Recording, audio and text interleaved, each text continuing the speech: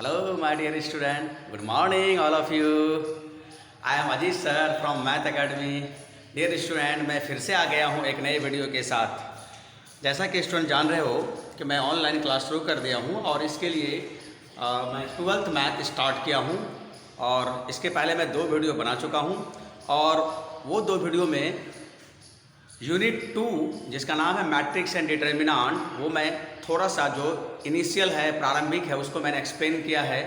जैसे कि मैट्रिक्स का इन्वेंशन क्यों हुआ, आविष्कार क्यों हुआ, मैट्रिक्स का डेफिनेशन क्या है, ऑर्डर ऑफ मैट्रिक्स क्या होता है, मैट्रिक्स का जनरल फॉर्म क्या होता है और फिर लास्ट में टाइप ऑफ मैट्रिक्स जो कि कई टाइप का था। ये सारा एलिमेंट्री नॉलेज मैंने पिछले वाले वीडियो में दे रखा है और आज हम लोग उसी सारी नॉलेज पर एनसीईआरटी में या मेरे बनाए गए एक बुकलेट में दिया गया है, उसी छोटे से एक्सरसाइज को मैं एक्सप्लेन करने जा रहा हूँ। मेरे बुकलेट का नाम है ज़बरदस्त मटेरियल और जो प्रॉब्लम एनसीईआरटी में है या अदर राइटर में है, RD. Sharma, KC. Sinha, RS. Agarwal, उससे कुछ क्वेश्चन मैंने डाल दिया है और इसमें हिंदी इंग्लिश दोनों मिक्स है ताकि और जो हिंदी मीडियम वाले स्टूडेंट हैं उनको ज़्यादा दिक्कत ना हो। उसका हिंदी में भी मैंने लिख दिया है नीचे में, ठीक है। तो बिना देर के मैं प्रॉब्लम स्टार्ट करता हूँ। हमारा यूनिट 2 है जिसका नाम था मैट्रिक्स और मैट्रिक्स पर हम लोग प्रॉब्लम लेने जा रहे हैं। प्रॉब्लम मैंने लिख दिया है स्टूडेंट। चलिए हम लोग सीधा आज की क्लास सिर्फ और सिर्फ सॉल्यूशन पर है। तो चलता हूँ मैं फर्स्ट एक्सरसाइज हमारे अकॉर्डिंग M1 और एनसीईआरटी 3.1 के अकॉर्डिंग पहला क्वेश्चन मैं ले रहा हूँ। चलिए पहला क्वेश्चन क्या है, in the matrix A 2 5 19 -7, second row है 35 -2 एंड सो ऑन। इस तरह से एक मैट्रिक्स दे रखा है और इस क्वेश्चन में हमारा 4 छोटे छोटे प्रॉब्लम दिया गया है। उस चारों प्रॉब्लम को हमें बनाना है, सॉल्व करना है। तो पहला प्रॉब्लम है इस पहले क्वेश्चन में, right the order of the matrix. दूसरा है right the element of the matrix. तीसरा पार्टिकुलर एलिमेंट निकालना है इस दिए गए मैट्रिक्स से और चौथा वो पार्टिकुलर एलिमेंट से बना हुआ कुछ एक्सप्रेशन का वैल्यू निकालना है। चलिए पहला क्वेश्चन सॉल्यूशन में यहां से स्टार्ट करता हूं। सॉल्यूशन, ठीक है, देखिए सॉल्यूशन ऑर्डर फर्स्ट हमें निकालना ऑर्डर। और जब भी ऑर्डर पूछता है इसका मतलब उस मैट्रिक्स में कितना रो है और कितना कॉलम है ये निकालना है।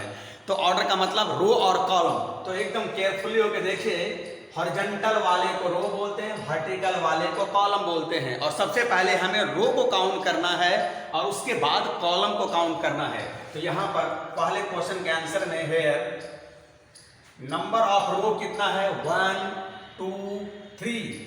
जनरली हम रो को स्मॉल m से डिनोट करते हैं और कॉलम को स्मॉल n से डिनोट करते हैं। So here m is equal to 3 and n is equal to there are 4 column और ये 4। सो ऑर्डर कितना हो गया, सो ऑर्डर ऑफ A 3/4। जब भी ऑर्डर का मतलब है इसका मतलब उसमें कितना रो कितना कॉलम है ये पूछ रहा है। तो पहले रो की संख्या लिखना है, उसके बाद कॉलम की संख्या लिखना है, बीच में इनटू मल्टीप्लिकेशन का साइन देना है, लेकिन उसे पढ़ना है बाय। तो देयरफॉर फर्स्ट क्वेश्चन का ऑर्डर हो गया 3/4। दूसरा क्वेश्चन कह रहा है इस दिए गए मैट्रिक्स में टोटल एलिमेंट कितना होगा। जब भी टोटल एलिमेंट निकालना हो और उसका ऑर्डर पता है या फिर पता करने के बाद उसका एलिमेंट निकालना है, तो ये जो जिसे आपने बाय पढ़ा उसे आप मल्टीप्लिकेशन की तरह समझिए और मल्टीप्लाई कर दीजिए और इससे हमें उस मैट्रिक्स का टोटल एलिमेंट मिल जाएगा। देयरफॉर यहाँ नंबर ऑफ एलिमेंट कितना हो जाएगा, हमसे पूछा गया right the number of element. Therefore here number of elements will be 3 × 4। अब इसको इंटू पढ़ेंगे, जब एलिमेंट के लिए हो तो ये इसे इंटू पढ़ेंगे और जब ऑर्डर के लिए हो तो ये हम लोग बाय करेंगे। So therefore total element will be 12। और तीसरा क्वेश्चन कह रहा है डियर स्टूडेंट हमें पार्टिकुलर एलिमेंट निकालना है, जैसे कि A14। देखिए ये A14 है, ये A21 है। इसे पढ़ने के लिए भी आना चाहिए। मैं इसे पिछले क्लास में बता दिया हूँ, जिनका छूट गया है जस्ट लिंक के जा करके आप पिछले वाला वीडियो देख लीजिए। इसे 14 21 नहीं पढ़ते हैं, इसे हम लोग 14 का मतलब पहला वाला डिजिट, पहला वाला लेटर वो रो की संख्या को, रो के पोजीशन को, और दूसरा वाला कॉलम का पोजीशन। सो हियर A14 का मतलब कि फर्स्ट रो और फोर्थ कॉलम, पहले रो और चौथे कॉलम, पहला रो और चौथा कॉलम का कौन सा एलिमेंट है देखा गया दिया गया मैट्रिक्स में first row fourth column -7। Similarly A21 बहुत आसान होता है ये A21 इस मीन्स हमें निकालना है सेकेंड रो फर्स्ट कॉलम का element, second row first column, और ये वेरी क्लियर इस एग्जांपल से, इस दिए गए मैट्रिक्स से 35। और इसी तरह से तीसरा है A24 second row fourth column, second row fourth column 12। और फिर निकालना है हमें A23 second row third column, second row third column, ये 5/2 है। इस तरह से तीसरा क्वेश्चन में जो पार्टिकुलर एलिमेंट पूछा है बहुत आसानी से हमने निकाल दिया।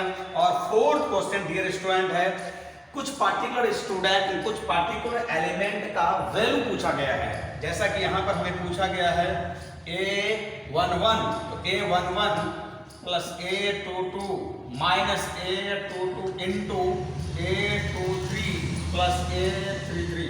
बहुत आसान है, मैं ये आप पर छोड़ता हूँ। यहाँ सारे एलिमेंट को लिख करके आप सिंप्लीफाई करोगे तो शायद ये 0 आता है, सो आप ये कर लोगे। चलता हूँ मैं नेक्स्ट क्वेश्चन की ओर, ठीक है। दूंगा नहीं, ये एनसीईआरटी में या मेरे वाले बुकलेट में लिखा हुआ है। क्वेश्चन नंबर 2, ठीक है। Solution, if a matrix has 24 element what are the possible order it can have. फिर इसी का एक छोटा सा सब्सिडरी क्वेश्चन है what if it has 13 element. मैं हिंदी में भी बोल दे रहा हूँ और हिंदी में भी लिख दिया हूँ उसमें। यदि किसी मैट्रिक्स के 24 एलिमेंट हैं तो इसकी संभव कोटियाँ, ऑर्डर जो भी अभी हम डिस्कस कर रहे थे 3/4, कोटियों को अंग्रेजी में ऑर्डर बोलते हैं। तो 24 एलिमेंट वाला कोई मैट्रिक्स है तो इसकी कितनी संभव कोटियाँ हैं ये निकालना है पहला। और उसी के एक छोटा क्वेश्चन है यदि इसमें 13 एलिमेंट है तो इसकी कोटियाँ क्या होगी। 24 एलिमेंट वाले मैट्रिक्स की कोटियाँ क्या होगा और 13 एलिमेंट वाले मैट्रिक्स का ऑर्डर कितना होगा, क्या क्या पॉसिबिलिटी है। तो डियर स्टूडेंट फर्स्ट पार्ट के लिए फर्स्ट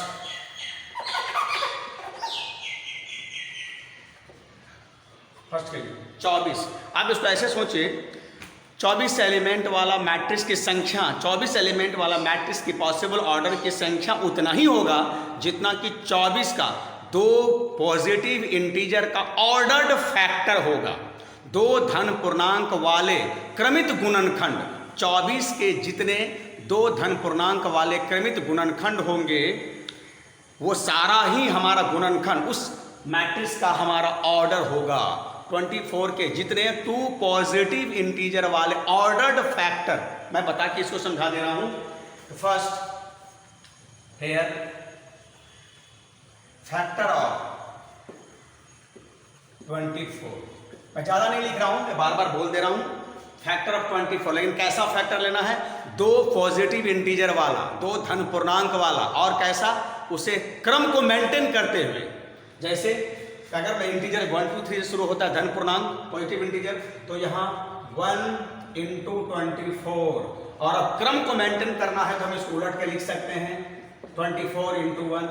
फिर हम लोग ऐसा लिख सकते हैं 2 × 12, तो इसको उलट के लिखेंगे, दूसरा क्रम होगा।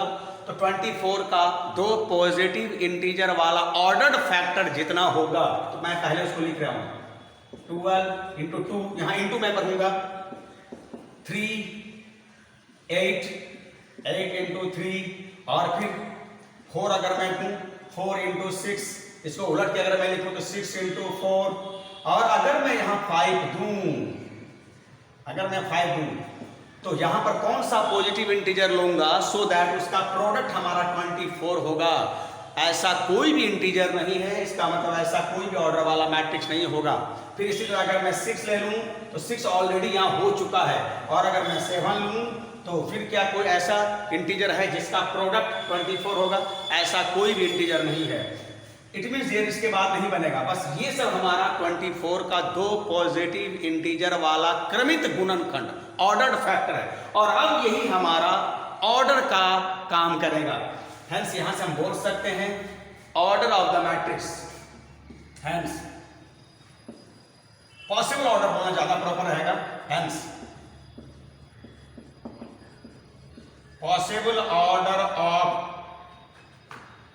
possible order of this matrix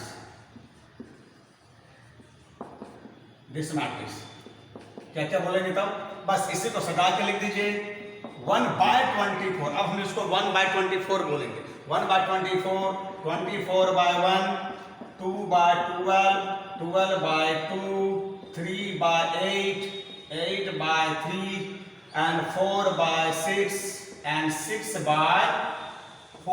These are the possible order of those matrix which has 24 element. और इसी का एक छोटा सा क्वेश्चन है कि अगर किसी मैट्रिक्स में 13 एलिमेंट है, 13 एलिमेंट है, तो उस 13 एलिमेंट वाला ऐसे कितने पॉसिबल ऑर्डर के मैट्रिक्स बनाए जा सकते हैं।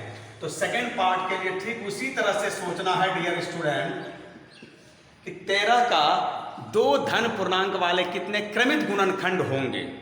जो जो क्रमित गुणनखंड होगा वही हमारा ऑर्डर बन जाता है। तो 13 के 2 पॉजिटिव इंटीजर वाले ऑर्डर्ड फैक्टर ऑफ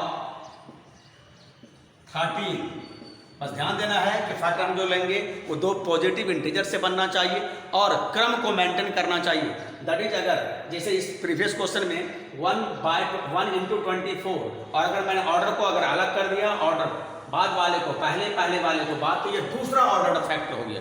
इसी तरह को मेंटेन करते हुए हमें लिखना है 13 के 2 पॉजिटिव इंटीजर वाले ऑर्डर फैक्टर, और ये होगा 1 × 13 और इसका उल्टा 13 × 1। और अगर मैं 2 लूंगा, is there any positive integer so that their product becomes 13? क्या ऐसा कोई धन पूर्णांक है जिसको 2 से गुना करने पर उसका प्रोडक्ट 13 हो जाए? There is no such integer. Therefore यहाँ के बाद ऐसा कुछ नहीं होगा। तो यहाँ के बाद ऐसा नहीं होगा और यही हमारा ऑर्डर हो जाएगा। Hence possible order of the matrix having 13 element क्या हो जाएगा? 1/13। अब हम उसको बाय करेंगे 1/13, 13/1। इस तरह का और भी क्वेश्चन है स्टूडेंट, आप बना सकते हो। ठीक है, बहुत आसान होता है। चलिए हम लोग नेक्स्ट क्वेश्चन की ओर चलते हैं। ठीक है, बिना देर किए, क्योंकि बस आज का क्लास सिर्फ सॉल्यूशन क्लास है, प्रॉब्लम पर सॉल्यूशन क्लास है, और इसके बारे में जो भी थियरी था मैं पिछले वीडियो में उसको दे चुका हूँ। ठीक है, नेक्स्ट क्वेश्चन चलता हूँ थर्ड क्वेश्चन की ओर। और अब थर्ड क्वेश्चन में जैसा कि आप एनसीईआरटी या किसी बुक में देखोगे या मेरे वाले बुकलेट में, अब आपको वहां एक मैट्रिक्स का एलिमेंट का रूल दिया गया है। कोई मैट्रिक्स का एलिमेंट किस रूल से डिफाइंड है, किस तरह से ऑब्टेन होता है, प्राप्त होता है, वो दिया हुआ है, और तब हमें कहा जाए कि वो मैट्रिक्स क्या होगा, वो निकालिए। जैसा कि मैं पढ़ के सुना दे रहा हूं, 2 नंबर जैसा 3 नंबर था, मैं छोड़ दिया हूं 3 नंबर। ट्राई योरसेल्फ और any query, any doubt, any problem you may ask. 4 number में आइए, कंस्ट्रक्ट ए 2x2 मैट्रिक्स। मैं सीधा ऐसा करता हूं ना, 4 में 4 क्वेश्चन है, मैं इसको छोड़ करके सीधा 5 नंबर में आ जाता हूं। ठीक है, 5 नंबर में लेता हूं एक क्वेश्चन, या चलो मैं 4 नंबर का एक क्वेश्चन छोटा सा मैं पहले बना देता हूं। ठीक है, ज्यादा जंप नहीं मारना चाहिए। Construct A 2x2 matrix A, 4 number. हमें एक मैट्रिक्स का निर्माण करना है इस तरह से, Aij 2x2 ऑर्डर का, एक 2x2 ऑर्डर का मैट्रिक्स का फॉर्मेशन करना है, जिसका ये जनरल एलिमेंट आपको 4 क्वेश्चन में इस तरह से दिया हुआ है। तो मैं सभी क्वेश्चन नहीं लिख रहा हूं, पहला ही क्वेश्चन थोड़ा लग रहा है कि बड़ा है, इसी को मैं बना दे रहा हूं। तो एक हमें 2x2 ऑर्डर का मैट्रिक्स का फॉर्मेशन करने के लिए उसका जनरल एलिमेंट किस तरह से प्राप्त होगा, तो ये दिया हुआ है I + j² / 2। इसी तरह से दूसरा है, इसी तरह से तीसरा है, और इसी तरह से चौथा, फोर्थ क्वेश्चन। इसमें 4 क्वेश्चन है, तो मैं कोई एक बना दे रहा हूं, रेस्ट आप बुकलेट से या एनसीईआरटी से आप समझ लोगे। चलिए, तो हमें 2x2 ऑर्डर का मैट्रिक्स का फॉर्मेशन करने के लिए हमें पहले 2x2 ऑर्डर का एक जनरल मैट्रिक्स लिखना पड़ेगा। सो लेट A = ऐसा मैं लिखने जा रहा हूं, A11, A12, A21, क्योंकि पहला वाला रो है तो 2 ही रो होना चाहिए, दूसरा वाला कॉलम है तो 2 ही कॉलम होना चाहिए, और हमेशा रो और कॉलम के बीच में गैप मेंटेन करना है, क्योंकि मैट्रिक्स एक खुली सजावट है। It is a rectangular arrangement of number और function in row and column. तो हमें सजा के हटा के लिखना है, क्योंकि ये सजावट है। चलिए, और ये रहा, अब कोई कॉमन वगैरह नहीं देना है इसमें, A22। चलिए, 2x2 ऑर्डर का मैट्रिक्स मैं जनरल फॉर्म लिख दिया, और अब इसका कोई भी एलिमेंट पहले क्वेश्चन के अकॉर्डिंग इस रूल से डिफाइंड है, इस रूल से प्राप्त होता है, इस रूल से दिया जाता है। यहां से मैं निकालता हूं। नाउ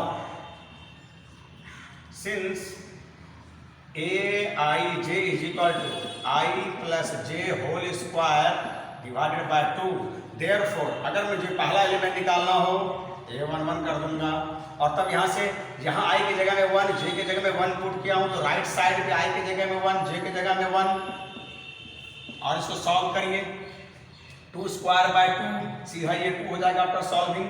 और अगर मैं दूसरा एलिमेंट निकालूं a12, इट मीन्स i की जगह में 1 और j की जगह में 2 दूंगा, तो 1 प्लस 2 होल स्क्वायर बाय 2, और फाइनली कितना हो गया 9 बाय 2।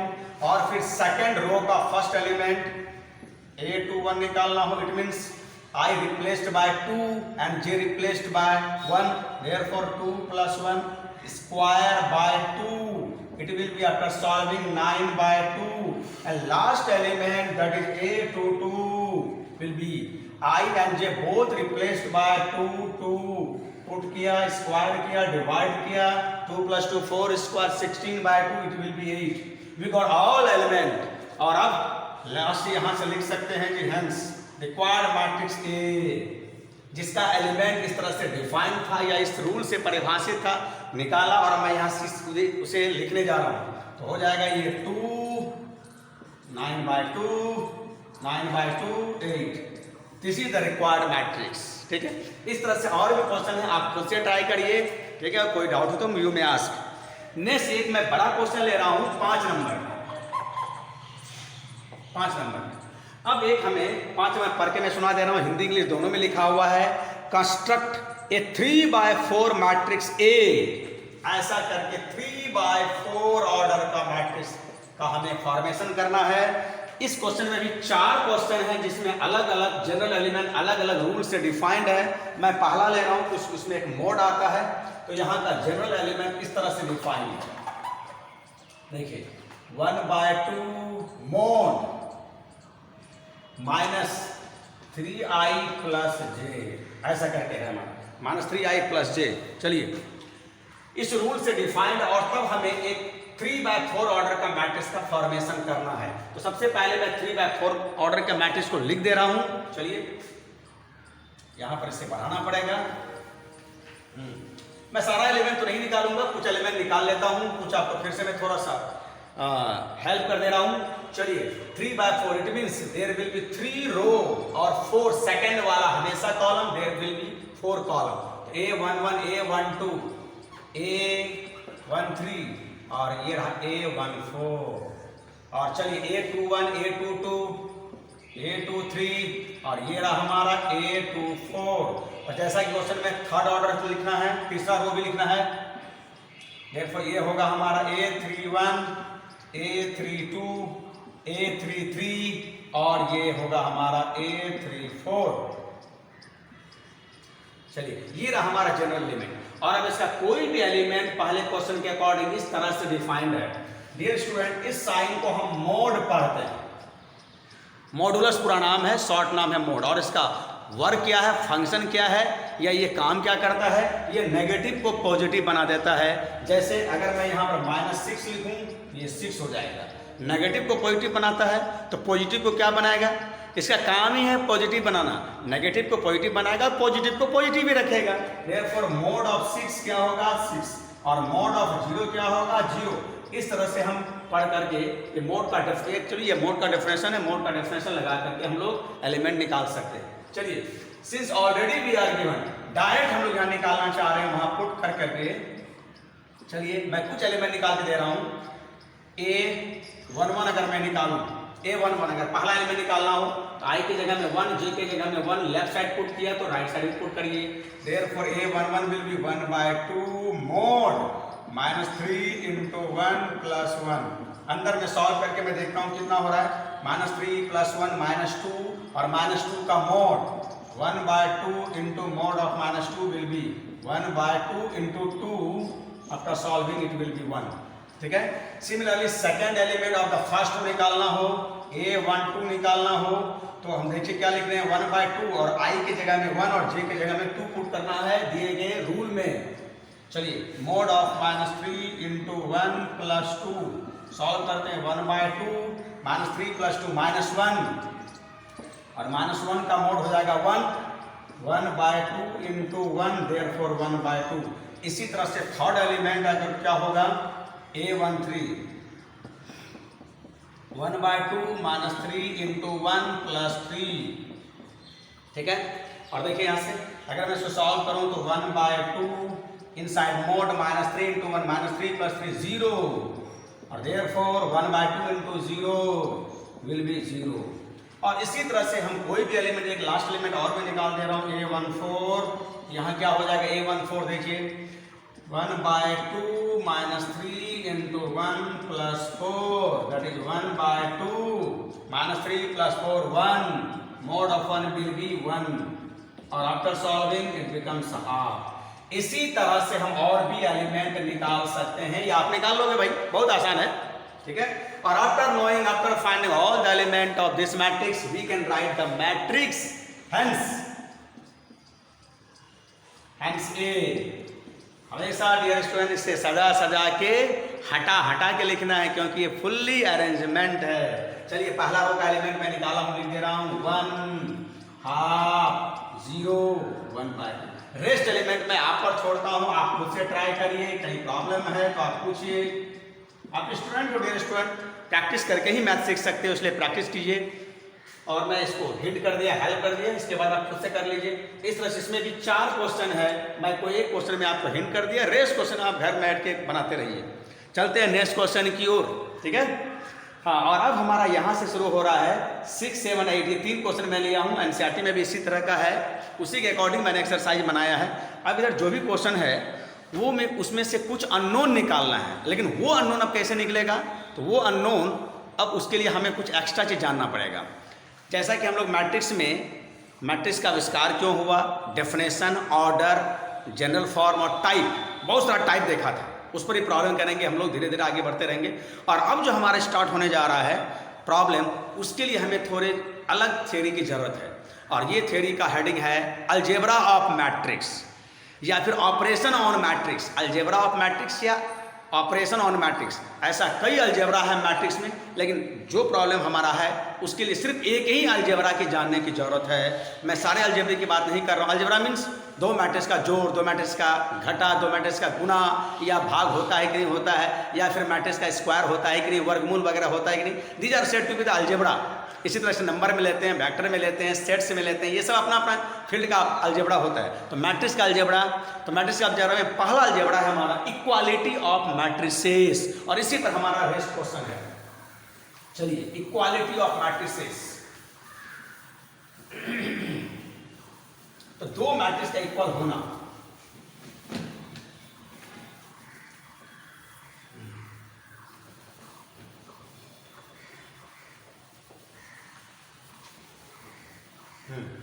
डेफिनेशन ये है, हेडिंग है इसका हमारा equality of matrices. Equality of matrices ये पहला अलजेब्रा है हमारा। रेस्ट अलजेब्रा हम लोग नेक्स्ट वीडियो में करेंगे। दो matrix A and B, equality of matrix का मतलब दो मैट्रिक्स का बराबर या समानता। दो मैट्रिक्स ए और बी को इक्वल मैट्रिक्स कहा जाता है, और इसे इस तरह से लिखा जाता है, और इसे पढ़ा जाता है A इक्वल टू बी। यदि दोनों मैट्रिक्स का ऑर्डर सेम हो, both have same order, order of A equal to order of B, order of A equal to order of B, this is the first condition. और दूसरा, corresponding element should be same. Corresponding element, corresponding element Hindi में इसे संगत element बोलते हैं। Corresponding element are same, है ना। अब इसके सपोर्ट में मैं एग्जांपल दे रहा हूं, दो मैट्रिक्स बराबर होगा ए और बी, जिसे इस तरह से लिखा जाएगा, A इक्वल टू बी पढ़ा जाएगा कब, जब दोनों का ऑर्डर सेम हो और संगत एलिमेंट सेम हो। इसको समझाने के लिए मैं छोटा सा एग्जांपल ले रहा हूं, और बाद बाकी क्वेश्चन से भी क्लियर हो जाएगा। ए मैं ऐसा ले रहा हूं 5 - 7/2 x √2 ऐसा लिया, और B मैं ऐसा लेने जा रहा हूं 5 - 7/2 x and √2। अब देखिए दो मैट्रिक्स मैं लिया हूँ, क्या ये दोनों मैट्रिक्स बराबर है? तो जरा देखिए तो दोनों का ऑर्डर सेम होना चाहिए। तो ये भी 2/2 का है, ये भी 2/2 का है। पहला कंडीशन सेम है, पहला कंडीशन फुलफिल कर रहा है। दूसरा संगत का मतलब पहला मैट्रिक्स का जो एलिमेंट जिस पोजीशन का लेंगे दूसरा मैट्रिक्स में भी उसी पोजीशन का एलिमेंट लेना पड़ेगा और उसी को हम उसका संगत एलिमेंट बोलते हैं। तो 5 दूसरे मैट्रिक्स में 5, पहले मैट्रिक्स का पहला रो पहला कॉलम, पहला रो पहला कॉलम, ये दोनों बराबर है और ये 5 का करस्पॉन्डिंग एलिमेंट यहाँ पहला बराबर हो रहा है। -7/2 इसका करस्पॉन्डिंग दूसरे मैट्रिक्स से -7/2 ये भी बराबर है। दूसरे मैट्रिक्स का पहले मैट्रिक्स का दूसरा रो का पहला कॉलम x है और वैसा ही कुछ हमारा दूसरे मैट्रिक्स का दूसरा रो का पहला कॉलम का एलिमेंट है। और इसी तरह से √2 या √2 तो यहाँ संगत एलिमेंट भी बराबर है। 5 का करस्पॉन्डिंग 5 -7 का करस्पॉन्ड -7/2 x का करस्पॉन्ड x और √2 करस्पॉन्ड √2 है। देयरफॉर यहाँ दोनों कंडीशन फुलफिल हो रहा है। Their order are same and their corresponding are same, so they are said to be equal matrix. और देयरफॉर इसके लिए हम लोग ऐसा लिख सकते हैं, ये रहा ऑर्डर, ये रहा हमारा इक्वालिटी ऑफ मैट्रिक्स। और इस पर हमारा क्वेश्चन कैसा बनता है भाई? देखिए क्वेश्चन ऐसा है कि आपको ये दो मैट्रिक्स दिया हुआ है, ठीक है। चलिए जैसा कि मैं 6 नंबर क्वेश्चन ले रहा हूँ, 6 नंबर में ऐसा दिया हुआ है दो मैट्रिक्स का। 6 नंबर में 3 क्वेश्चन है, मैं दूसरा क्वेश्चन ले रहा हूँ ऐसा करके x + y 2 5 + z xy। और यहाँ से देखिए 6 2 5 8। अब इस क्वेश्चन को पढ़ के मैं सुना दे रहा हूँ। Find the value of x y z from the following equation. Hindi में भी लिखा हुआ है, निम्नलिखित इक्वेशन से x y z का मान निकालें। ये मैट्रिक्स समीकरण है जिसमें से x y z निकालना है। अब ये दोनों मैट्रिक्स बराबर है और जब बराबर है इसमें अननोन x y z है उसे निकालना है। डियर स्टूडेंट, अलजेब्रा के एक बेसिक फंडा बात है कि जितना अननोन होगा, 3 अननोन है तो 3 इक्वेशन चाहिए ही चाहिए। तो दोनों मैट्रिक्स का ऑर्डर सेम है और दोनों इक्वल में है, इसका मतलब करस्पॉन्डिंग एलिमेंट भी सेम होगा। तो इस लाइन का यूज करके हम इक्वेट करेंगे और अननोन को फाइंड आउट करेंगे। और इसके लिए हम लिखेंगे equating corresponding element,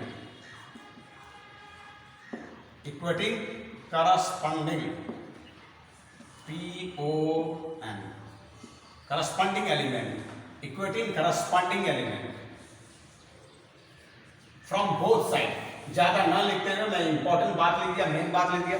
equating corresponding element from both matrices we get. देखो तो x + y का करस्पॉन्ड कौन है? 6। Therefore x + 6 will x + y = 6।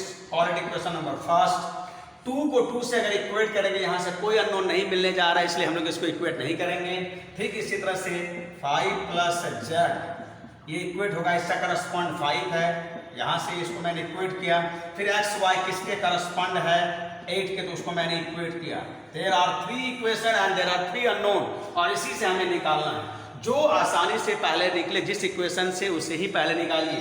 तो देखिए जरा से इक्वेशन नंबर 2 से, वेरी क्लियर, फ्रॉम 2 देखिए तो 5 + z = 5। यहाँ से 5 मैं कटा दूं तो यहाँ से z मिल गया 0, z हमें मिल गया भाई। और अब ऐसा करता हूँ, अब 2 अननोन निकालना है, उसके बाद 2 इक्वेशन भी है।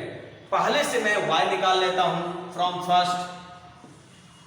ऐसा करता हूँ from first and third, direct लिखता हूँ। यहीं से मैं निकाल के रख देता हूँ y कितना होगा x के टर्म में। या तो y को x के टर्म में निकालें या x को y के टर्म में निकाल के इसे तीसरे में पुट कर दीजिए। यही काम आप तीसरे इक्वेशन से भी कर सकते हैं। यहाँ से x या y निकाल करके उसे पहले में पुट कर दीजिए। कहीं से कहीं पुट करेंगे तो आंसर सेम आएगा। तो यहाँ से y हो जाएगा 6 - x। देयरफॉर हम ये लिखने जा रहे हैं y का वैल्यू 3 में, ऐसा हो जाएगा x 6 - x और राइट साइड हमारा 8। इसको अगर मैं सॉल्व करूं 6x - x² = 8 और मैं सबको राइट साइड ले चलता हूं, ठीक है। यहाँ से हो जाएगा -x²। ऐसा करता हूं, ले जा रहा हूं राइट साइड, मैं लिख रहा हूं लेफ्ट साइड पे x² - 6x + 8 = 0। और डियर स्टूडेंट, अगर यहाँ से सॉल्व करोगे ना तो यहाँ से जरूर x का मान 2 और 4 आएगा। ये आप करके देखोगे 2 और 4 आएगा। तो we got x is equal to 2 और 4। और अब मैं यहाँ ऐसा बताना चाह रहा हूँ कि y तो निकला नहीं, अभी तक तो सिर्फ x निकला। तो यहाँ से अगर मैं ऐसा बोलूँ when x is equal to 2 then y कितना होगा, कहाँ से निकाल लीजिए, 1 से या 3 से। फ्रॉम 1 यहाँ से y कितना हो जाएगा, देख लीजिए यहाँ से बहुत क्लियर है, 4 हो जाएगा। और जब मैं x का दूसरा वैल्यू लूंगा when x is equal to 4 from 1 y कितना हो जाएगा, अगेन y2 हो जाएगा। 4 वैल्यू यहाँ पुट करिए और भरवली आप कैलकुलेट करके बोलिए y कितना। हेंस हमारा अननोन एलिमेंट क्या क्या आया, हेंस x अगर मैं 2 लेता हूं तो y 4 आता है, 2 4 और z दोनों के लिए हमारा 0 है। और x में अगर 4 लेता हूं तो y 2 आ रहा है और z 0। तो ये रहा हमारा अननोन 2 4 0 या 4 2 0। इस तरह से दो इक्वल मैट्रिक्स में जो अननोन है हम उससे करस्पॉन्डिंग एलिमेंट को इक्वेट करके लोअर क्लास का स्कूल लेवल का अलजेब्रिक इक्वेशन का निर्माण करते हैं और यहाँ से सॉल्व करके हम अननोन निकालते हैं। ठीक है डियर स्टूडेंट, इसी तरह से आप बना सकते हो। और अगर मैं लेना चाहूँ तो एक क्वेश्चन देख लो, तीसरा क्वेश्चन अगर मैं लेना चाहूँ तो यहाँ से डियर स्टूडेंट जो कुछ भी आपको कमेंट करना हो कमेंट करते रहिए, अपने सारे स्टूडेंट को अपने सारे फ्रेंड को शेयर कर दीजिए, उसे बता दीजिए, वो भी इसका फ़ायदा उठा पाएंगे, नहीं तो फिसल जाएंगे। ठीक है चलिए, और फिर अगले वीडियो में हम लोग इस पर अगले चैप्टर की बात करेंगे, अगले चैप्टर नहीं इसी में से अगले टॉपिक की बात करेंगे। ठीक है चलिए मैं एक तीसरा क्वेश्चन ले रहा हूँ, इसी का तीसरा क्वेश्चन जो छोटा है तीसरा, अगेन हमें दिया गया है x plus y plus z और ये है x प्लस जेड और ये है हमारा y प्लस जेड। इक्वालिटी पर आधारित है ये सारा प्रॉब्लम।